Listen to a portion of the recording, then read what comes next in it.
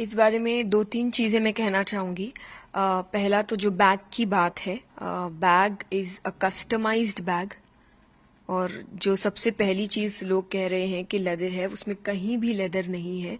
वो एक customise bag है। और कस्टमाइज का मतलब कि आप अपनी मर्जी से बनवाते हैं, इसलिए मेरा नाम तक लिखा हुआ है उसमें कि मैंने अपना नाम, कि वो एक कस्टमाइज बैग है, उसमें कहीं से भी कोई लेदर नहीं है। और मैं अपनी गारंटी ले सकती हूँ, पर मैं किसी कंपनी की कोई गारंटी नहीं लेती। पर मैंने ना कथा करने से पहले, ना अभी, और मैं आगे की भी गारंटी लेती हूँ कि मैंने कभी लेदर यूज नहीं किया, ना मैं कभी करूंगी। तो पहली ये चीज। दूसरी, आप ने जो बात कही कि मोह माया से दूर, तो जो सच में जिन्होंने मेरी कथा अटेंड की होगी, जिन्होंने कथा सुनी होगी, उनको अच्छे से पता है कि मैं ये बात कभी नहीं कहती। मैं हमेशा एक बात कहती हूँ, और मैं आपको वो वीडियो भी जरूर दूंगी जो आप इसके साथ अटैच कर दीजिएगा, कि मैं कथा में कहती हूँ कि मैं आपसे कभी नहीं कह रही कि आप पैसे मत कमाइए, अरे सब मोह माया है, सब त्याग दो। हमने नहीं त्यागा तो हम आपको कैसे बोले। So I have been very clear day one से कि पहला, मैं कोई संत, साधु, साध्वी नहीं हूं। मैं एक नॉर्मल लड़की हूं, नॉर्मल घर में रहती हूं, परिवार के साथ रहती हूं। आगे गृहस्थ जीवन पूर्ण रूप से जीना भी चाहती हूं। परिवार है, दोस्त है, रिश्तेदार है। जब खुशखबरी आती है तो हम सेलिब्रेट करते हैं, एंजॉय भी करते हैं, परिवार के साथ बाहर घूमने भी जाते हैं, यानी एक नॉर्मल लाइफ जीते हैं। और ये मैंने हमेशा से क्लियर रखा है। मैंने कभी नहीं बोला मैं साधु या संत साध्वी हूं, या मैंने वैराग्य ले लिया है, या किसी को लेना चाहिए। यहां तक कि मैं यूथ से कहती हूं कि आप मेहनत करिए, कमाइए, अपने आप को एक अच्छा जीवन दीजिए, अपने परिवार को अच्छा जीवन दीजिए, अपने सपने पूरे करिए। तो जिन्होंने सुना होगा उनको पता है कि मैंने ये बात बोली नहीं, तो शायद मेरा जीवन कोई शौक नहीं है कि अरे इन्होंने ऐसा क्यों कहा, हमें तो त्यागने को कहती है। मैंने किसी को त्यागने को नहीं कहा। आप जैसे ऑलवेज देखा गया कि अब मेटेरियलिज्म्स की बात करती है, लेकिन एक ब्रांड को यूज करना, अलग अलग ब्रांड को यूज करना, जो कि ट्रोलर्स भी आपने देखा ही होगा सोशल मीडिया पे किस तरह से बोल रहे हैं। तो क्या ऐसा है कि आप वाकई ही ब्रांड्स यूज करते हो? ब्रांड्स, कोई ब्रांड्स देख के यूज नहीं करता। आप कहीं जाते हैं, आपको कुछ पसंद आता है, आप वो खरीदना चाहते हैं। आप अगर आज कई यूथ को देखेंगे, कुछ कहते हैं अरे मुझे वो जूता खरीदना है, मुझे बड़ा पसंद आया था, मुझे ये कपड़ा खरीदना है, मुझे बड़ा पसंद आया था। अगेन आई विल से, मैंने जैसा कहा, मैं भी आप जैसी ही हूं कि अगर मैं कुछ काम कर रही हूँ और उसके बदले मुझे अगर कभी कोई चीज अच्छी लग जा रही है, हाँ मेरे कुछ प्रिंसिपल्स है, जिसमें से एक ये है कि मैं लेदर यूज नहीं करती, कभी नहीं किया, तो मेरे कोई सामान में है भी नहीं। लेकिन अगर मुझे कोई चीज पसंद आई है तो मैं उसको खरीदती हूँ। अगर मुझे लग रहा है कि मैं खरीद सकती हूँ तो मैं जरूर उसे, और मेरे लिए नहीं, अपने परिवार के लिए भी, अपने दोस्तों के लिए भी। अगेन आई विल से, जो मैंने आपको भी कहा कि मेहनत करिए, कमाइए, ताकि अपने परिवार को, अपने आसपास वालों को और खुद को एक अच्छा आरामदायक जीवन दे सके।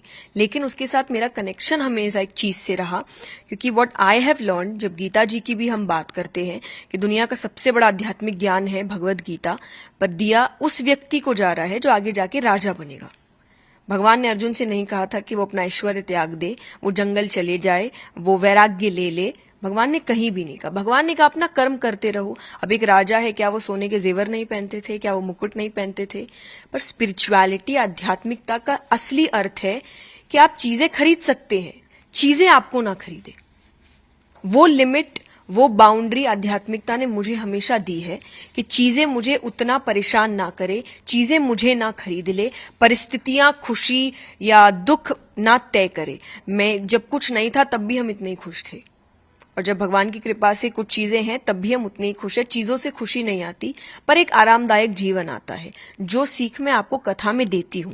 तो अगर रियल में आप मेरी बात सुन के कहेंगे कि अरे ये हमें ये कहते, तो मैंने तो आपको मेहनत करने और पैसे कमाने कहा है, तो प्लीज आप वो करिए, rather than just trolling someone else. जैसे अगर अभी आपने ट्रोलिंग की बात की, तो वो ब्रांडेड बैग आपने कहा कि उसमें कहीं भी लेदर नहीं है, लेकिन ट्रोलिंग शुरू हुई है कि उसमें एक ब्रांड का नाम दिखाई दे। मुझे देखिए, मुझे नहीं पता ये, क्योंकि ये बैग बहुत सालों से है मेरे पास, अभी नहीं है। सो मुझे नहीं लगता कि ये अभी की कोई बात है। Whether it is some agenda, whether it is some paid PR, negative publicity, कौन कर रहा है, क्यों कर रहा है, मुझे नहीं पता, क्योंकि ये बहुत पहले से है, बहुत पहले से। और यहां तक कि ऐसा नहीं पहली बार दिखा है, मैंने कई बार खुद पिक्चर्स अपलोड की। जब मैं एयरपोर्ट पे होती हूँ तो आप कई बार अपलोड करते हैं कि अरे फ्लाइट लेट हो गई, तो आप अपने लगेज का ही फोटो अपलोड करते हैं, खुद का मैंने बहुत बार किया है। तो मुझे ऐसा लग रहा है कभी ये बात नहीं उठी, पर आज अचानक से ये बात उठना और एक ही बात पे बार बार जोर देना, जबकि एक स्टोरी पे भी आई हैव ऑलवेज क्लैरिफाइड कि नहीं है, लेकिन बस यही बात है कि ये वीडियो भी और वो स्टोरी भी सिर्फ उन लोगों के लिए है जो मुझे जानते हैं, जो मुझे पसंद करते हैं, जो शायद मुझ पे थोड़ा भरोसा करते हैं और जो शायद अभी मेरे बदले पे काफी बातें इंटरनेट पे कर भी रहे हैं। तो सिर्फ उनके लिए, ताकि उनको एक विश्वास आ सके कि हाँ, हम जिस पर विश्वास करते हैं वो सही है। बाकी उनके लिए नहीं जो मुझे नहीं समझना चाहते या मुझे नहीं पसंद करते, क्योंकि जो नहीं समझना चाहते, नहीं पसंद करते, आप उनको कितना भी कह लीजिए वो नहीं पसंद करेंगे। तो मैं जबरदस्ती नहीं कर सकती, पर ये वीडियो सिर्फ उनके लिए जो प्यार करते हैं मुझसे, कि मैं आपको धोखा नहीं दूंगी। मैंने 22 साल पहले कार्य शुरू किया था। मैं इतनी बेवकूफ नहीं हूं कि मैं उस 22 साल की तपस्या, भक्ति को ऐसे जाया जाने दूंगी। तो कथा करने से पहले भी मैंने ऐसी चीजें यूज नहीं की थी, कथा करते वक्त भी, और आगे की अपनी तो गारंटी दे सकती हूं कि मैं नहीं करूंगी। So it is purely a customised fabric based bag. बस अब धन की बात तो मैंने जब क्लियर कर ही दिया है कि मैं साध्वी, संत, साधु नहीं हूं, तो आप क्यों मुझे उस पेडेस्टल पे बैठाएंगे कि अरे आप तो संत हैं। मैं नहीं हूं संत। मैं आप जैसी बच्ची हूं, जैसे आपके घर के बच्चे हैं, बिल्कुल वैसी हूं, परिवार के साथ रहती हूं। So I think it's high time, और ये मैंने बहुत इंटरव्यूज में कंटिन्यूअसली बोला है। तो जिनको समझना होगा वो समझ जाएंगे, और नहीं तो आप कितनों को बार बार सफाई देंगे। आपने कहा कि मंशा के तहत कोई टारगेट कर रहा है, इशारा क्या आपका किसी की तरफ है? कोई इशारा मुझे नहीं, क्योंकि मुझे ये बात इसलिए लग रही है क्योंकि अचानक कैसे जो चीज मेरे पास इतने समय से है, जो चीज सबको दिख रही है, लेकिन अचानक से उस चीज के ऊपर बात उठाना और क्लैरिफाई करने के बाद भी करते रहना, और ऐसे ऐसे पेजेस का इसको अपलोड करना जिनका शायद बहुत समय से, हमेशा से जो सनातनी है वो टारगेट में रहे हैं। बिकॉज जब हमने उनके पेजेस को सर्च किया, जो हमारी सोशल मीडिया एजेंसी है वो सर्च कर रही है, तो बैक टू बैक देख रहे हैं कि जब भी कोई सनातनी कोई अच्छा कार्य करने का कोशिश करता है वो उन्हीं को टारगेट करते हैं। वो जानबूझ के ऐसी चीजें उठा के लाते हैं जो उनके काम से जुड़ी नहीं है, कि वो क्या बोलते हैं, वो कितने लोगों तक अपनी बात पहुंचाते हैं, भगवान की बात पहुंचाते हैं, वो उनका क्वेश्चनिंग नहीं है। पर पर्सनल लाइफ में क्या है वो ज्यादा उनका क्वेश्चनिंग होता है, और सिर्फ मेरा नहीं, जो भी सनातन धर्म को अच्छा काम करने की कोशिश कर रहे हैं।